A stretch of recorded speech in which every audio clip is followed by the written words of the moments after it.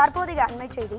கோவையில் உள்ள கோவில்களுக்கு குறிப்பிட்ட ஜாதியை சேர்ந்த அறங்காவலர்களை நியமிப்பது தொடர்பான வழக்கில் உயர்நீதிமன்றம் ஒரு தீர்ப்பை வழங்கியிருக்கிறது. இது தொடர்பான கூடுதல் தகவல்களை தருவதற்காக நமது தலைமை செய்தியாளர் சிவா இணைப்பில் இருக்கிறார்.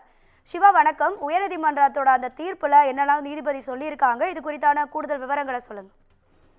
ராதிகா, சமூகத்தை பிளவுபடுத்தி ஏற்றத்தாழ்வுகளை உருவாக்கி கலவரங்களை தூண்டும் சாதி வளர்ச்சிக்கு எதிரானது என சென்னை உயர்நீதிமன்றம் ஒரு கருத்து தெரிவித்திருக்கிறது. கோவை மாவட்டம் பொள்ளாச்சி தாலுகா ஆவல்பட்டி கிராமத்தில் உள்ள வரதராஜ பெருமாள் மற்றும் சென்றாய பெருமாள் கோவில்களுக்கு குறிப்பிட்ட சாதியைச் சேர்ந்த அறங்காவலர்கள் நியமிப்பது தொடர்பாக திட்டம் வகுத்து கூறிய விண்ணப்பத்தை விசாரிக்கும்படி இந்து சமய அறநிலையத்துறை இணை ஆணையருக்கு உத்தரவிடக் கோரி ராஜேந்திரன் என்பவர் சென்னை உயர்நீதிமன்றத்தில் ஒரு வழக்கை தாக்கல் செய்திருந்தார்.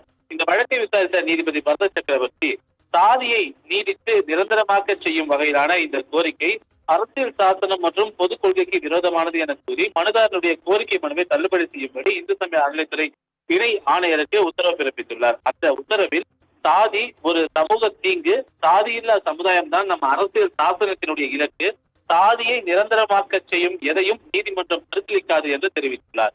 சாதி என்பது கற்றுக்கொண்டதில் இருந்தோ வாழ்வில் செய்த செயல்களின் அடிப்படையில் முடிவு செய்யப்படவில்லை என குறிப்பிட்ட நீதிபதி, பிறப்பால் வரும் இது பிறப்புக்கும் எல்லா உயிர்க்கும் என்ற நெறிமுறைக்கு எதிராக உள்ளது என்றும், சமூகத்தை பிளவுபடுத்தி ஏற்றத்தாழ்வுகளை உருவாக்கி கலவரங்களை தூண்டும் சாதி வளர்ச்சிக்கு எதிரானது என தெரிவித்துள்ளார்.